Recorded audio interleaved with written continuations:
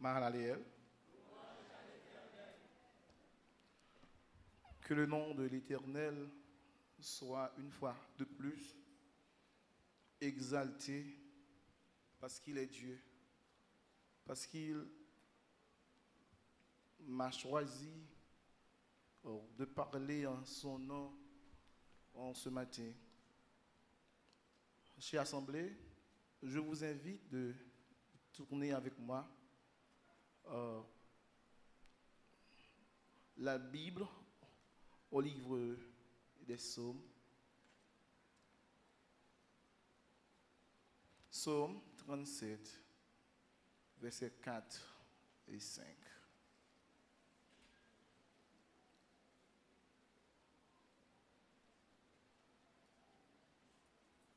Psaume 37, versets 4 et 5. Lisons ensemble. Fais de l'Éternel ce que ton cœur désire. Recommande ton sort à l'Éternel, mets en lui ta confiance et il agira. Ce matin, le focus est mis sur la confiance en l'Éternel. Et la proposition du sermon est ainsi stipulée. La confiance en l'Éternel est l'une des meilleures stratégies pour être victorieux dans l'adversité. La confiance en l'Éternel est l'une des meilleures stratégies pour être victorieux dans l'adversité. Bien-aimés dans le Seigneur, chaque personne qui prend réellement la décision de servir le Seigneur est automatiquement prise en charge par le monde satanique pour être constamment persécuté. Sous une forme ou sous une autre, soit dans le monde visible ou invisible, l'âme du chrétien est livrée à de grands combats que seule la puissance des dieux, que seule la puissance du Très-Haut peut dominer. Ainsi, voudrions-nous comprendre les paroles du psalmiste si l'Éternel n'était pas mon secours, mon âme serait bien vite dans la demeure du silence. Bien-aimés dans le Seigneur, Dieu peut parfois nous laisser sentir la chaleur du combat, ou du moins l'ardeur du combat. Et cela nous effraie déjà. Ainsi donc, nous avons beaucoup de soucis par rapport à nos manquements, par rapport à nos difficultés, par rapport à nos calamités. Mais désormais, ne vous inquiétez de rien tout en mettant votre confiance en l'Éternel, qui est la meilleure stratégie pour être victorieux dans l'adversité. Ne vous inquiétez de rien. Faites connaître vos besoins à Dieu par des prières, des supplications, actions de grâce. C'est une meilleure stratégie, la confiance en l'Éternel, parce que notre Dieu est tout-puissant. N'est-ce pas lui qui dit dans sa parole, « Venez à moi, vous tous qui êtes fatigués et chargés, je vous donnerai du repos. » La toute-puissance de notre Dieu s'explique par sa grandeur incommensurable. Lisez avec moi, s'il vous plaît, le psaume 145. Le psaume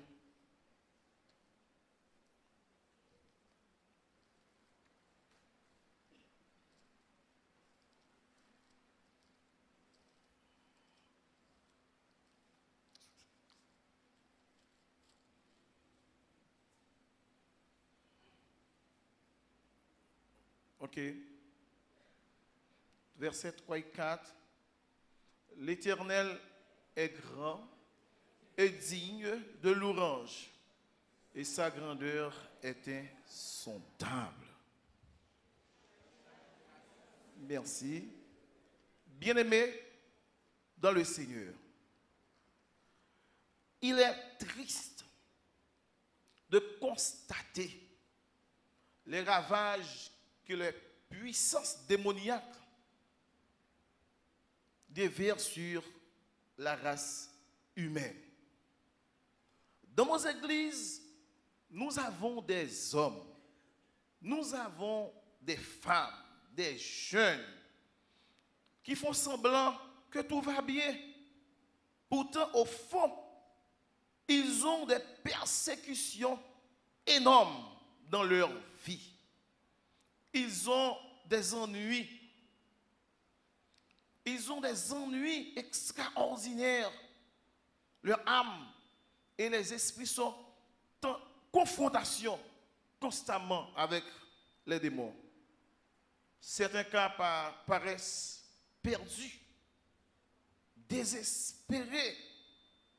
Sachez-le qu'il n'y a pas de situation, qu'il n'y a pas de combat qui dépasse notre Dieu.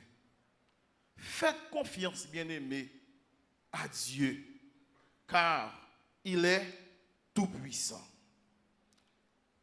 La situation paraissait impossible à l'homme qui avait 38 ans à côté de la piscine.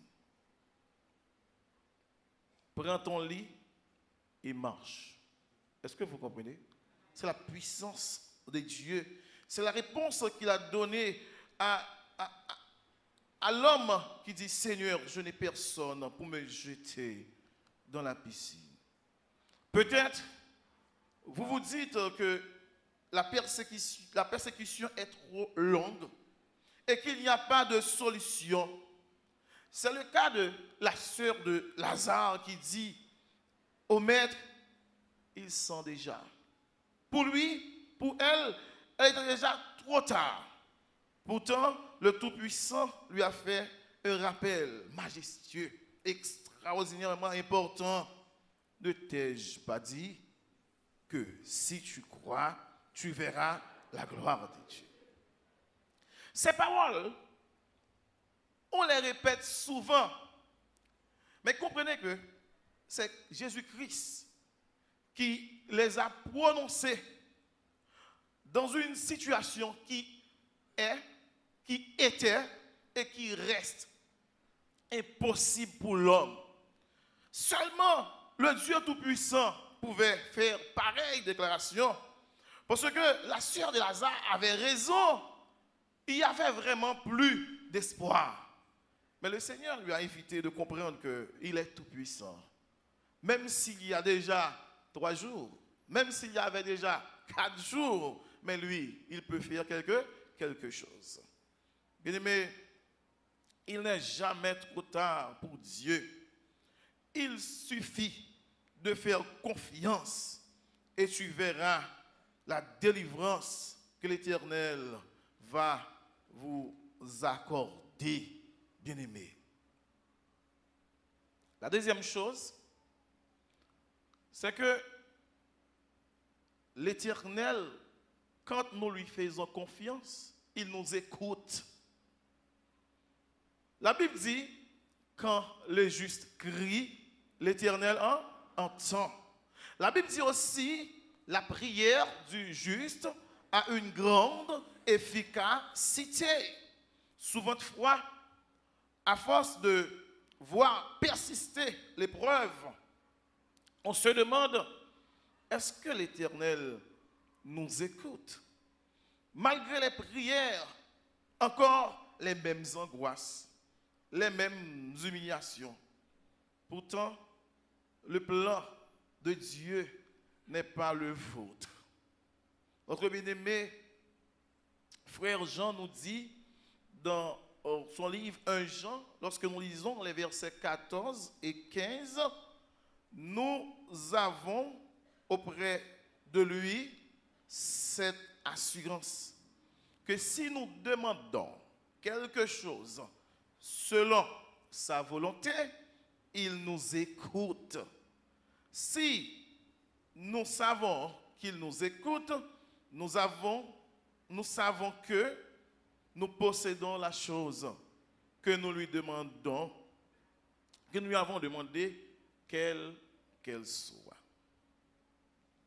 Quand Bartimée a crié, Jésus, Jésus, fils de David, aie pitié de moi. L'environnement immédiat de Bartimée était son premier obstacle. Dans le sens que, selon cet environnement, selon ces personnes qui étaient là, cette situation était un cas désespéré. Des prophètes ou aveugles qui côtoient ça. Pour qui sera besoin de Jésus là? Mais pourtant, il a persisté. Jésus, Jésus, fils de David, aie pitié de moi. Et Bartimée avait la grâce du maître qui lui a écouté. Et Bartimée a retrouvé la vue. Oui, moi, ouais. Bien-aimés dans le Seigneur, dans le psaume 145, les versets 18 et 19, nous lisons ces mots. Si vous voulez, vous pouvez lire avec moi. Psaume 145, versets 18 au 19.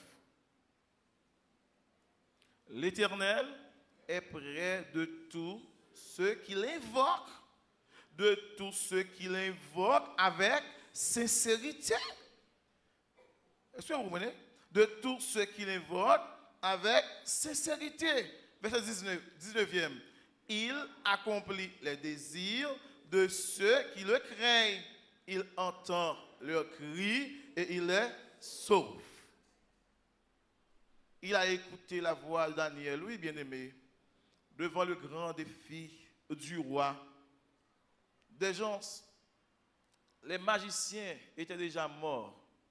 Quand Jacques et ses confidents ont arrangé le plan pour faire éliminer Daniel et le peuple juif. En Daniel 2, verset 23, j'aimerais que vous tournez votre Bible avec moi. Daniel 2, verset 23, Ézéchiel, Daniel. Vous allez voir comment le Seigneur a écouté Daniel. Daniel a prié le Seigneur avec sincérité de cœur. Et l'Éternel a entendu, l'Éternel a écouté sa voix. Au verset 23, nous lisons Dieu de mes pères. C'est Daniel qui parle. Dieu de mes pères, je te glorifie et je te loue de ce que tu m'as donné la sagesse et la force, de ce que tu m'as fait connaître ce que nous t'avons demandé, de ce que tu nous as révélé le secret du roi. Bien-aimés, dans les Seigneurs, l'Éternel sait écouter. N'hésitez pas à faire confiance. N'hésitez pas à lui parler. Parce que si vous faites confiance à l'Éternel, il va agir. Car le texte dit, mets en lui ta confiance et il agira. L'Éternel agira en votre faveur, bien-aimés. Je ne sais pas qu'est-ce qu'il y a devant vous comme obstacle. Je ne sais pas qu'est-ce que vous demandez. Le sort que vous avez ce matin, je ne sais pas sa nature, mais le Seigneur a le contrôle de toutes les situations. En vérité, si vous priez, il va vous écouter. Persistez. Et persister, il faut prier aussi avec sincérité de cœur. La troisième chose que j'aimerais vous dire, c'est que l'Éternel, non seulement il est tout-puissant, non seulement il nous écoute, mais il nous met aussi en confiance. Quand nous mettons notre confiance en l'Éternel, il nous met en confiance. ne promène pas des regards inquiets, car je suis ton Dieu. Bien aimé, la Bible nous raconte dans le livre de Daniel, Daniel 3, l'histoire de 3 jeunes Hébreux qui croyaient fortement en l'Éternel des armées. Ces gens étaient très confiants. Ils disaient au roi, même si nous devons mourir, nous n'allons pas adorer votre statue. Même si ça doit finir mal pour nous, nous n'allons pas adorer votre statue. Même si notre Dieu peut nous délivrer, et même s'il ne nous délivre pas, mon roi, nous voulons servir le Seigneur. Vous sentez la confiance en ces gens, devant la mort, devant une situation très difficile, très chaotique, je dirais. Mais ils étaient confiants. Ils savaient très bien que Dieu peut faire quelque chose. Est-ce que vous avez cette attitude? Est-ce que vous vous sentez confiant ce matin, malgré les épreuves, malgré les difficultés? Regardez ce que la parole dit en Daniel 3. Nous allons lire verset 24 et verset 25. Daniel 3.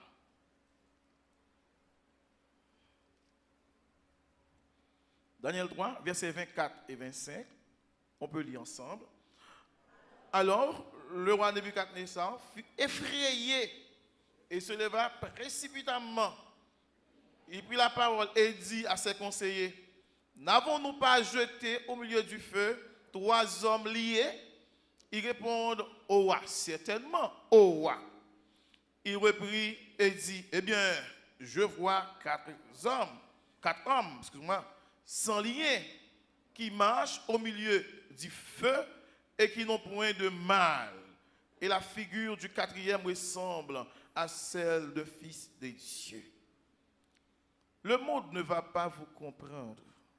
Lorsque les gens comprennent votre situation difficile et que vous êtes en confiance.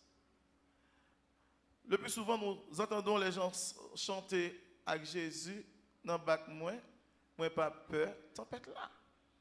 Ils ne vont pas vous comprendre. Parce que la parole dit, l'ange de l'Éternel campe autour de ceux qui le craignent et les arrache au danger. Ça veut dire quoi? Ça veut dire que Dieu est toujours avec nous. Quand nous faisons confiance à l'Éternel, il nous met toujours en confiance. Si vous ne vous sentez pas en confiance ce matin, dans votre place, à l'église où vous êtes, vous avez besoin de faire confiance à l'Éternel. Parce que lui, il est là. Quand il est là, il va sûrement agir. Quand l'Éternel est là, Satan ne peut pas faire ce qu'il veut. Et si l'Éternel n'était pas là, bien-aimés le Seigneur, j'aimerais vous dire que le monde n'est pas simple comme vous voyez. Autour de vous, il y a des démons qui agissent. Il y a des forces qui agissent. Et ils ont des répercussions dans la vie de votre foyer. Ils ont des répercussions dans votre finance. Ils ont des répercussions dans votre santé. Mais soyez en confiance. Si vous croyez en l'Éternel, il va agir. L'Éternel ne va pas vous abandonner. Le combat vous dépasse déjà. C'est comme Goliath. C'est comme David devant Goliath. David a dit à Goliath, ne vous trompez pas Goliath. Ce n'est pas moi qui vais combattre avec vous. Mais j'ai un Dieu. Je vais vous approcher au nord de l'Éternel des armées. Bien-aimés Seigneur, ce matin, nous vous disons d'utiliser la confiance en l'Éternel comme une meilleure stratégie. Je ne sais pas ce que vous traversez, mais en vérité, demeurez dans la présence du Seigneur. N'abandonnez jamais. Certainement, ça peut prendre du temps, comme ça a pris du temps pour Paul. Paul a prié avec supplication. Mais Dieu a dit à Paul, ma grâce te suffit. Et en certains cas, des autres ont prié. Dieu a répondu rapidement. Comme dans notre cas, voyez-vous que nous devons rester auprès du Seigneur. Nous devons faire confiance à notre Dieu. Nous devons savoir, celui à qui que nous faisons confiance, il est tout puissant. Il est tout puissant. Il a déjà précipité le plus grand des ennemis, le plus grand démon. Voyez-vous, il l'a battu dans le ciel, sur la terre. Dieu est tout puissant. Et sachez-le, il n'y a maintenant aucune condamnation pour ceux qui sont en Jésus-Christ. Même si le monde vous dit que vous n'allez pas réussir, même si les démons vous menacent, faites confiance à votre Dieu parce qu'il est tout puissant, parce qu'il vous écoute et soyez en confiance dans toutes les adversités. Que Dieu vous garde, que Dieu vous bénisse, soyez en confiance. Que la paix du Saint soit avec vous.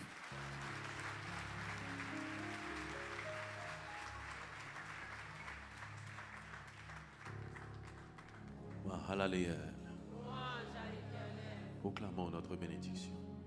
Que le Dieu de paix nous sanctifie lui-même tout entier et que tout notre être, l'esprit, l'âme et le corps soient conservés irrépréhensibles lors de l'avènement de notre Seigneur et Sauveur Jésus-Christ. À qui soit le règne, la puissance, la majesté, la souveraineté, la domination et la gloire au siècle des siècles. Amen. Bon dimanche dans le Seigneur.